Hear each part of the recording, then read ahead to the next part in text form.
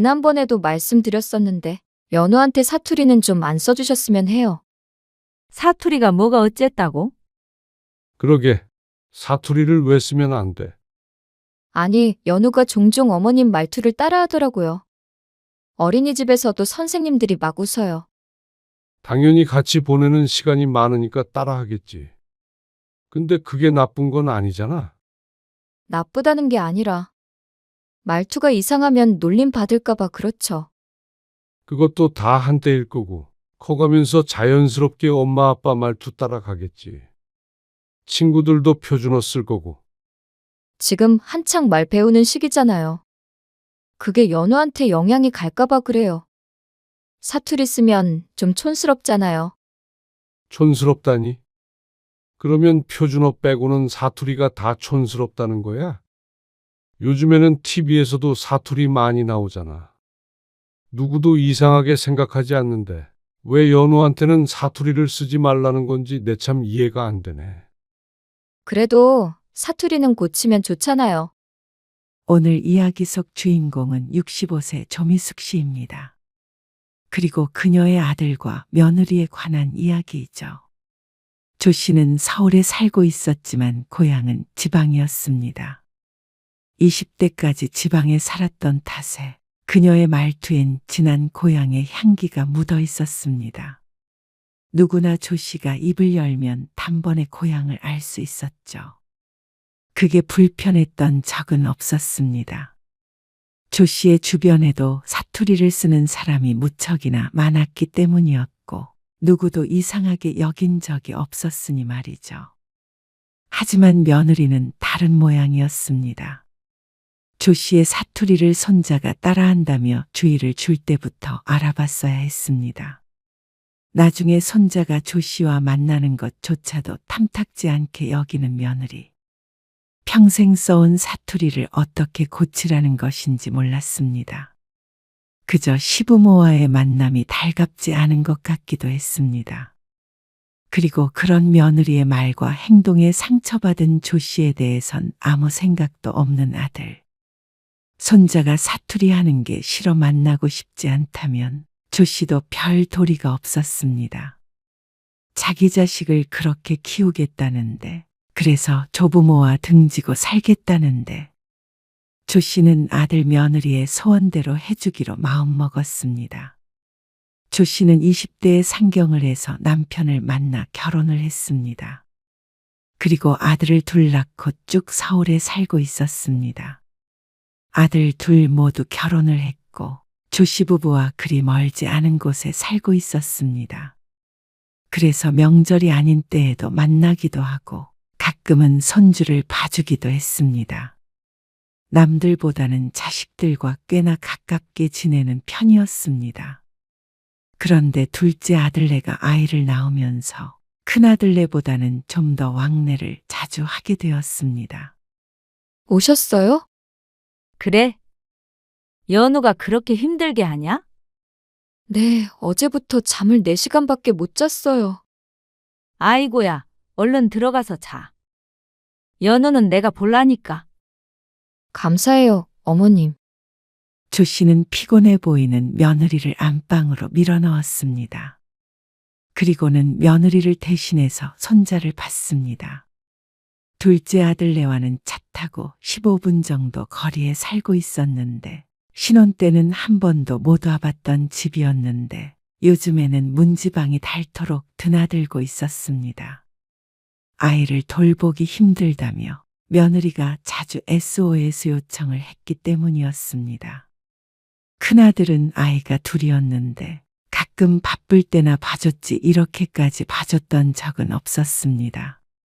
하지만 아이들 성향이 다르고 부모도 다르니 둘째 며느리의 탓은 아니었죠.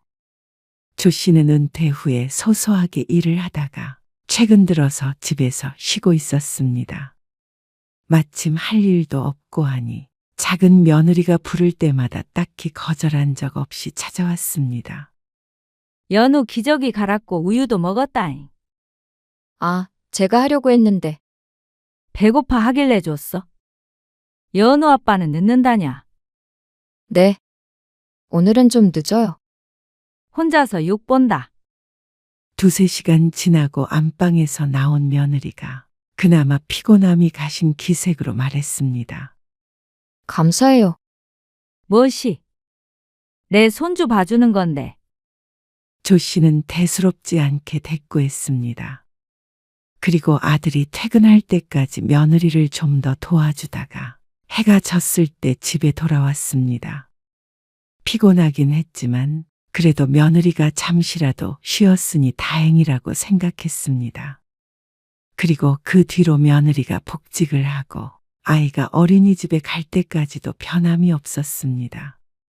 어머님, 오늘 어린이집에서 소풍을 갔다 왔는데 좀 일찍 연우를 데리러 가야 될 것 같아요.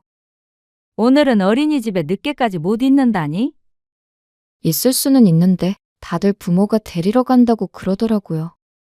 연우만 늦게까지 어린이집에 두기가 좀 그래서요. 그래서 글로 데리러 가면 되냐? 네. 좀 부탁드릴게요. 조 씨는 며느리의 전화를 받고 손자를 데리러 어린이집으로 갔습니다. 할미, 아이고야, 내 강아지. 손자가 폴짝 뛰어 조 씨의 품에 안겼습니다. 어릴 적부터 워낙 자주 보니 조 씨를 무척 잘 따랐습니다. 그리고 조 씨 또한 그런 손자가 참 예뻤죠. 손자를 데리고 아들 집으로 가서 밥도 먹이고 씻기고 있으니 아들 며느리가 퇴근해서 집에 돌아왔습니다. 엄마, 배고파 불어. 뭐? 연우 배고픈데. 연우 밥 먹었잖아. 무엇이 배고파? 아니, 방금 배고파 불어라고 했어?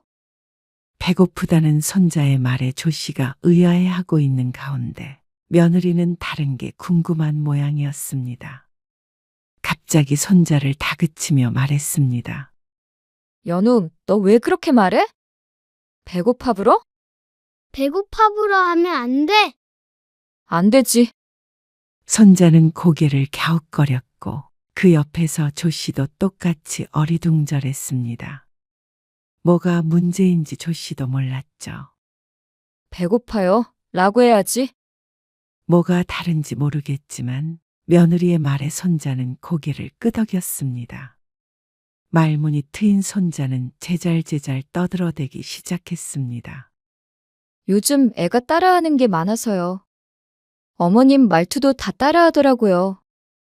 그러면서 며느리가 미소를 지었는데 불편한 기색이 조금 느껴졌습니다. 착각인지 모르겠지만 말이죠. 이제 집에 갈란다. 할미 가지 마. 내 새끼. 우째 이리 예쁘냐? 할미 또 올게. 그런데 그때 불편한 기색이 조 씨의 착각이 아니었던 모양이었습니다. 얼마 뒤 며느리의 연락으로 또 손자를 봐주게 되었는데 비슷한 일이 반복되었습니다. 연우야 5살 됐으니까 엄마 말 잘 들어야지. 투정을 부리는 손자에게 조 씨가 웃으며 말했습니다. 그러자 옆에 있던 며느리가 그런 조 씨에게 조용히 말했습니다. 어머님, 요즘 연우 표준어로만 가르치려고 하거든요. 또 바로 따라해서요. 웃음기 섞인 말투였지만 조 씨는 멋쩍었습니다. 그래서 조 씨에게 사투리를 조심해 달라는 내용이었으니 당연했습니다. 그렇게 하고 싶어서 하는 게 아니라 원래 말투가 그렇기 때문에 조심하고 싶어도 그럴 수가 없었습니다. 연우야, 됐으니까가 아니라 됐으니까 라고 말해봐. 됐으니까. 잘하네. 됐을게라고 하면 안 돼. 이상한 거야. 알았지? 응. 며느리는 웃었고 조 씨는 웃지 못했습니다. 민망함의 표정 관리가 잘 되지 않았습니다. 졸지에 이상한 말을 하는 사람이 되어버렸으니 말이죠. 며느리는 씻으러 간다며 들어갔고 조 씨도 집에 가기 위해 채비를 했습니다. 그 사이에 손자가 이것저것 물어보며 말을 걸었지만 평소 같았으면 다정하게 대답해줬을 조 씨가 선뜻 입을 떼지 못했습니다. 말을 하려고 입을 벌렸다가 아차 싶어서 머릿속으로 표준어가 뭐였지 하고 한 번 더 생각했습니다. 하지만 평생을 못 고친 사투리를 단번에 고칠 수 있을 리가 없었습니다. 그리고 어느 날 손자가 말했습니다. 할머니는 왜 그렇게 말해? 이상해. 그 말에 조 씨는 가슴이 철렁했습니다. 할머니가 이상해? 이렇게 말하는 사람도 있어. 엄마처럼 서울말씨 쓰는 사람도 있는 거고. 하지만 손자는 고개를 저었습니다. 아직 어려서 지역 말투에 대해서 설명해봤자 못 알아들을 게 뻔했습니다. 조 씨의 얼굴이 조금 일그러졌습니다. 마침 같이 있던 아들은 그런 조 씨의 표정을 보고 위로하듯이 말했습니다. 엄마가 이해하세요. 주변에 사투리 쓰는 사람이 없어서 그래요. 내가 무슨 그렇게 사투리를 많이 쓴다고 그냐? 사투리가 심하긴 하죠. 그래도 서울 살며 말투가 많이 순해졌다 싶었는데 남들이 보기엔 아닌 모양이었습니다. 그리고 한창 말 배우는 시기니까 표준어로 배워야죠. 애가 사투리 쓰면 좀 그렇긴 하잖아요. 며느리가 유별나다고 생각했지만 아들도 며느리와 같은 생각인 듯 했습니다. 그렇다고 너무 심각하게 생각하지 마세요. 너무 심한 단어만 사용 안 하면 되죠. 뒤늦게 가벼운 투로 말하는 아들 앞에서 조 씨는 여전히 심란한 표정을 지었습니다. 아이가 커가니까 별걸 다 걱정하게 되는구나 싶었죠. 그러다 손자의 생일날이었습니다. 조촐하게 같이 식사를 하자고 아들이 조 씨 부부를 불렀습니다. 아들네 집 근처에서 외식을 하기로 하고 만났습니다. 우리 연우 생일 축하해. 남편이 준비한 선물을 꺼내서 손자에게 주었습니다. 그리고 조 씨는 봉투를 며느리에게 건넸죠. 이건 연우 옷 사줘라. 지난번에 본께 옷이 좀 적더라. 이제 많이 컸나 보다. 그라지. 금방 6살인께. 어머님. 조 씨가 한창 말을 하는 와중에 며느리가 조 씨의 말어리를 잘랐습니다. 지난번에도 말씀드렸었는데 연우한테 사투리는 좀 안 써주셨으면 해요. 이번엔 웃음기 하나 없이 조용히 말하는 며느리. 순간 분위기가 싸해졌습니다. 정적이 흐르는 가운데 남편이 먼저 입을 열었습니다. 사투리가 뭐가 어쨌다고 그러는 거야? 그동안 무슨 일이 있었는지 모르는 남편은 며느리의 말이 뜬금없게 느껴진 모양이었습니다. 사투리를 왜 쓰면 안 돼? 아니, 연우가 종종 어머님 말투를 따라하더라고요. 어린이집에서도 선생님들이 막 웃어요. 당연히 같이 보내는 시간이 많으니까 따라하겠지. 근데 그게 나쁜 건 아니잖아. 나쁘다는 게 아니라 말투가 이상하면 놀림받을까봐 그렇죠. 그것도 다 한때일 거고 커가면서 자연스럽게 엄마 아빠 말투 따라가겠지. 친구들도 표준어 쓸 거고. 지금 한창 말 배우는 시기잖아요. 그게 연우한테 영향이 갈까봐 그래요. 사투리가 좀 촌스럽잖아요. 며느리의 말에 남편이 기가 막히다는 듯이 웃었습니다. 촌스럽다니? 그러면 표준어 빼고는 사투리가 다 촌스럽다는 거야? 남편은 서울 토박이이지만 며느리의 말에 공감하지 못하는 듯 했습니다. 요즘에는 TV에서도 사투리 많이 나오잖아. 누구도 이상하게 생각하지 않는데 왜 연우한테는 사투리를 쓰지 말라는 건지 내 참 이해가 안 되네. 여보, 며느리의 얼굴이 울그락불그락해지자 조 씨의 마음도 불편했습니다. 손자의 생일에 좋은 마음으로 모였는데 분위기가 너무 날카로워진 것 같았습니다. 그래도 어머님도 이참에 사투리는 고치면 좋잖아요. 뭐, 나쁜 말을 쓰는 것도 아니잖아. 다른 버릇을 고쳐달라는 것도 아니고 어떻게 말투를 고쳐? 아버지, 연우 엄마 말은 그런 게 아니고요. 그냥 조금만 조심해 달라는 거죠. 조심하라니 뭘? 말을 조심해서 하라는 거야? 원래 말투가 이런데 아예 입을 다물고 있으라는 말이야. 그러면 애를 어떻게 돌봐줘? 그러자 며느리가 입술을 꼭 깨물었습니다. 직장에는 서울 사람밖에 없는 것도 아닐 거 아니야. 그러면 연우 엄마는 그 사람들 보고 이상하다고 생각하는 거야? 그게 아니고요. 저희 애가 사투리를 쓰면 좀, 아무도 그렇게 생각 안 할 거다. 다양한 언어가 있다는 걸 배운다고 생각하면 좋지. 네, 며느리는 몇 번 반박하는 듯 하더니 결국 입을 다물었습니다. 조 씨도 말리는 신용을 하긴 했지만 10년 묵은 체증이 내려가는 기분이었습니다. 말 조심해야 한다는 생각에 손자를 볼 때마다 머리가 아팠는데 남편이 그렇게 말해줘서 다행이었습니다. 며느리도 결국 수긍하는 듯 보였고 말이죠. 식사 시간 동안 묘한 기류가 흐르긴 했지만 헤어질 땐 웃으면서 헤어질 수 있었습니다. 연우야. 할머니가 다음에 놀러 갈게. 보통 같았으면 심한 사투리가 튀어나왔을 테지만 조 씨도 단어를 골라서 내뱉었습니다. 며느리가 그렇게 신경이 쓰인다는데 조 씨도 그동안 나름대로 노력을 하고는 있었죠. 요즘에 연우 봐달라고 안 하네. 그러게. 이상하네. 뭐 안 바쁜갑지? 종종 손자를 조 씨의 집에 두고 가는 일도 있었는데 꽤나 오랫동안 소식이 없었습니다. 영상통화 좀 하라고 해봐. 마침 주말이라 다들 집에 있을 듯 했습니다. 조 씨는 남편의 말에 휴대폰을 들었습니다. 아들에게 전화할지 며느리에게 전화할지 고민하다가 아들에게 연락을 했습니다. 저 지금 바뀐데요. 연우 엄마한테 전화해 보세요.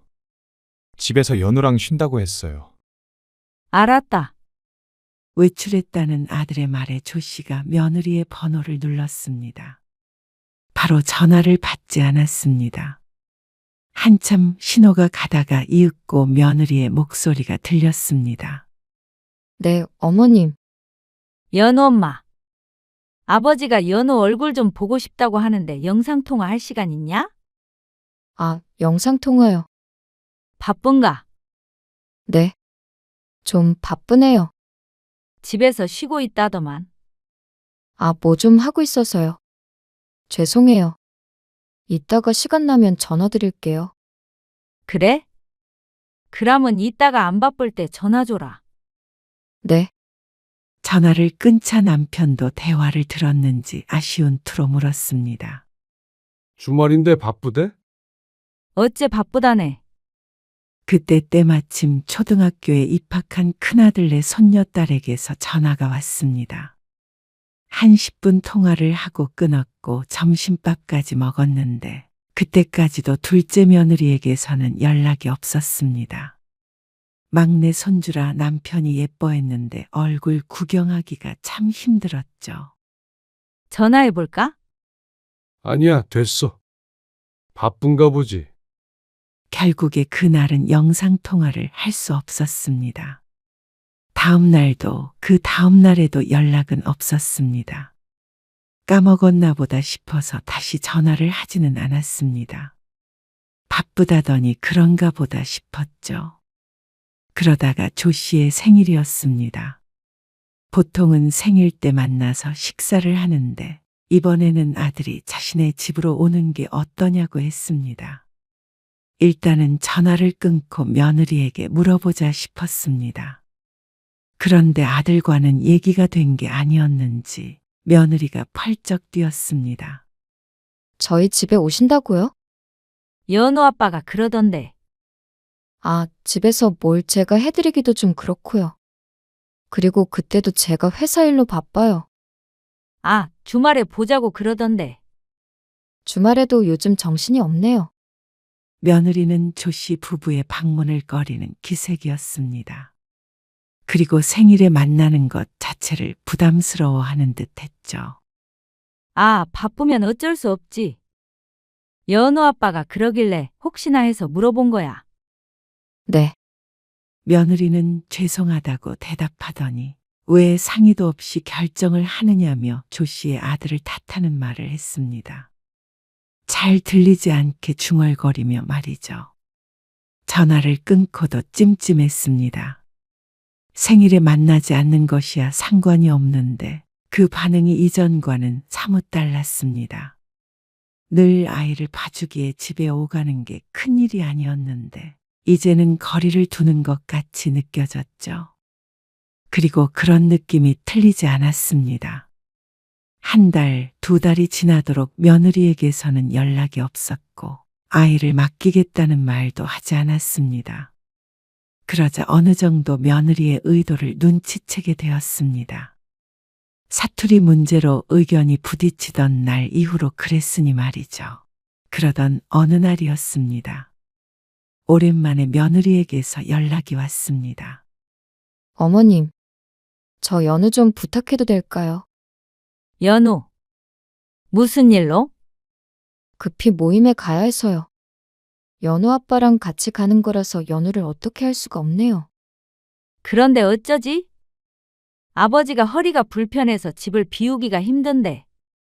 아, 아버님이요?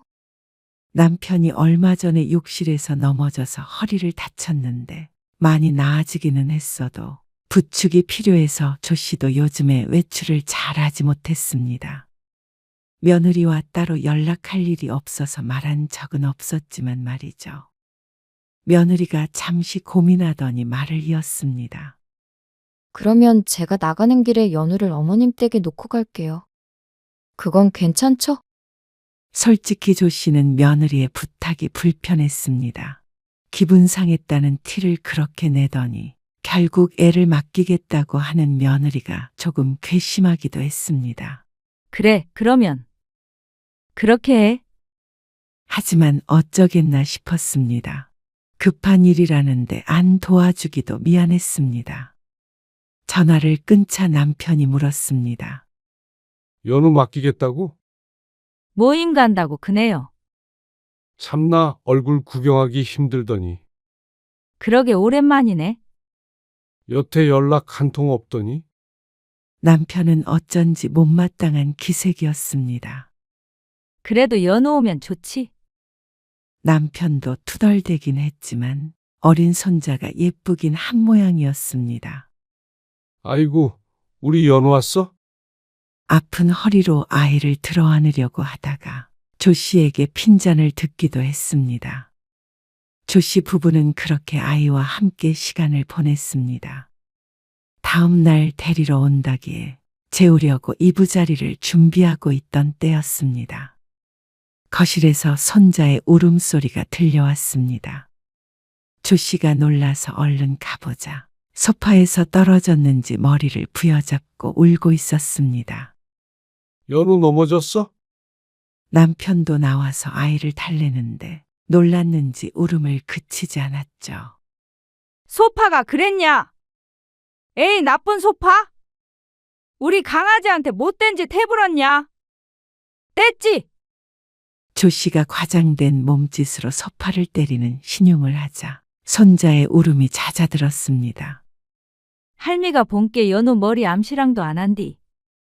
손자의 머리카락을 이리저리 들추고는 조 씨가 웃으며 말했습니다. 바닥에 요가 깔려 있어서 다치진 않은 것으로 보였습니다. 할미, 이상한 말 하면 안 돼. 이상한 말? 암시랑 하면 안 돼. 엄마가 맴매해. 뭐? 그리고 엄마가 할미랑 말하지 말랬어. 뭐라고? 조 씨도 남편도 아이가 하는 말이 말문이 막혔습니다. 할머니랑 말하지 말라니. 그게 무슨 말도 안 되는 소린가 싶었습니다. 그리고 사투리를 쓰면 엄마가 맴매를 한다는 말을 하고 있는 건가 싶어 놀랐습니다. 엄마가 할머니랑 말하지 말라고 그랬어. 남편이 다시 묻자 아이는 해맑은 얼굴로 고개를 끄덕였습니다. 응, 할머니는 이상한 말만 해. 연우야, 사투리는 이상한 말 아니야. 아니야. 그러더니 손자가 입을 두 손으로 꼭 막았습니다. 할머니랑 말하지 말라는 며느리와의 약속 지키겠다는 의지가 보였습니다. 기가 막혔습니다. 며느리가 신경 쓰는 것 같길래 조 씨도 노력해 보려고 했지만 아이를 이런 식으로 교육시키고 있을지 몰랐습니다. 남편의 표정도 좋지 않았습니다. 당장에 전화를 걸려는 것을 조 씨가 막았습니다.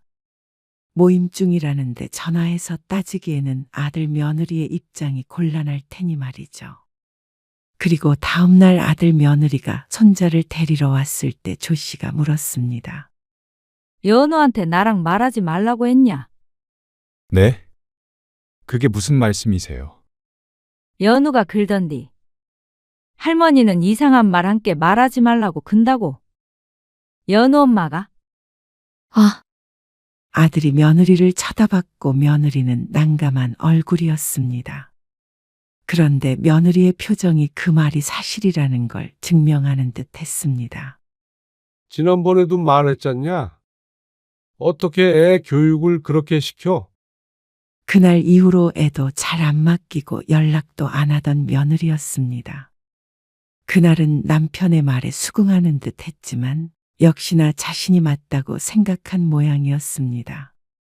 그래서 거리를 두고 지내는 게 낫다고 여긴 듯 했죠. 하지만 아쉬운 상황이 되니 어쩔 수 없이 애를 맡긴 것이었습니다. 애가 그러면 뭘 보고 배우겠어?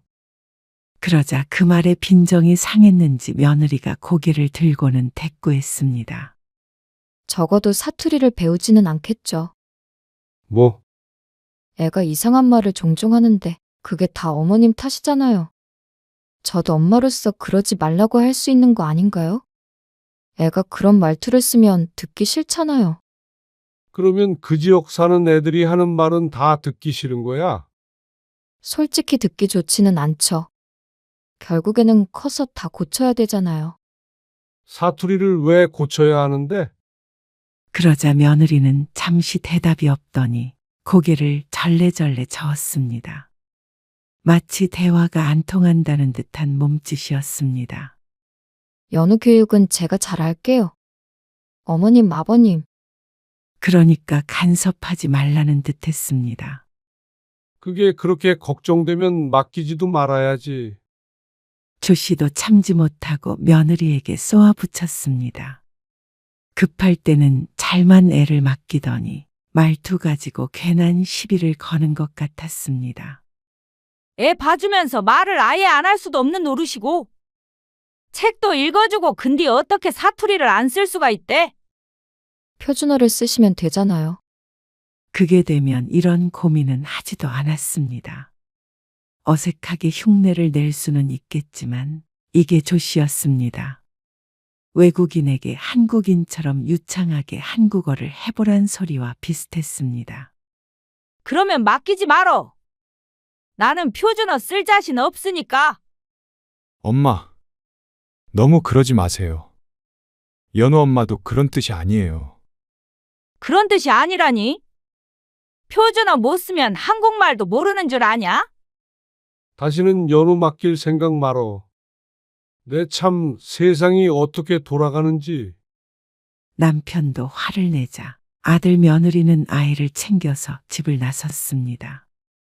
저희도 이렇게까지 해가면서 맡기고 싶은 마음 없어요. 앞으로는 저희가 알아서 할게요. 오히려 자신들이 화가 났다는 듯한 말에 어처구니가 없었습니다. 조 씨도 더 이상은 이런 문제로 아들 며느리와 신랑이 하고 싶지 않았습니다. 손자가 예쁘고 자식 일이라 도와주고 싶은 마음에 빠졌지만 고마워하지는 못할 망정 말투를 가지고 서름을 당할 줄은 몰랐습니다. 가는 아들네를 붙잡지 않았습니다. 아쉬울 것은 하나도 없었습니다. 그렇게 1년 가까이 며느리와는 연락을 하지 않았습니다. 명절에도 조 씨 부부는 작은 아들네의 방문을 거절했습니다. 물론 며느리도 오고 싶은 마음도 없었겠지만 말이죠. 그러다 둘째 며느리가 둘째를 가지면서 상황은 뒤바뀌게 되었습니다. 아이가 다 컸으니 세상 아쉬울 것 없이 연락을 끊었던 며느리가 이제는 또다시 조 씨 부부에게 아쉬운 말을 꺼낼 수밖에 없었죠. 물론 아들을 통해서 말이죠. 엄마, 연우 엄마가 둘째 가졌어요. 입덧도 심하고 그래서 일단 회사 쉬고는 있는데 애 낳고도 금방 복직해야 될 것 같은 분위기래요. 그래서 어쩐다고? 장모님은 편찮으셔서 애를 못 봐주신다고 그러고 부탁드릴 사람이 엄마밖에 없네요. 니들이 알아서 한다더니? 그건 연우만은 어떻게든 키우겠는데 둘째는 누가 봐줘야죠. 에이, 넌 암만 그래도 어쩐다고 나한테 맡길라 그냐? 또 사투리 물들면 어쩔라고? 엄마, 그땐 연우 엄마가 좀 예민했어요. 근데 지금은 아니에요. 연우도 이제 사투리 전혀 안 쓰고. 나는 못 도와주니까 사람을 쓰던 말든 알아서 해라. 아 참, 사람 쓸 땐 잘 골라야 걷제? 사투리 안 쓰는 사람으로 써야 된게? 그러고는 전화를 끊어버렸습니다. 며느리에게서도 전화가 걸려왔지만 받지 않았습니다. 이제 와서 무슨 말을 들어도 마음을 되돌릴 생각은 없었습니다. 그리고 괘씸한 며느리가 사과를 하더라도 다시 그 얼굴을 보고 싶지도 않았죠. 며느리에게서는 몇 번 전화가 오다가 사과의 메시지를 보내기도 했습니다. 조 씨는 답장하지 않았습니다. 또다시 바보 같은 짓을 반복하고 싶지 않았습니다. 또 애가 어느 정도 크면 이러쿵 저러쿵 할 것이 눈에 보였습니다. 그리고 애를 봐준 공이 없는 걸 확실하게 깨달았죠. 아들과 며느리는 며칠 끈질기게 연락하더니 전화가 뚝 끊겼습니다. 차라리 잘 됐다 싶었습니다. 확실히 조 씨의 의사를 알았으니 이제는 거리를 두고 살아갈 테죠. 자식에게 두 번은 그런 취급을 당할 수는 없었기에 아쉬움은 없었습니다.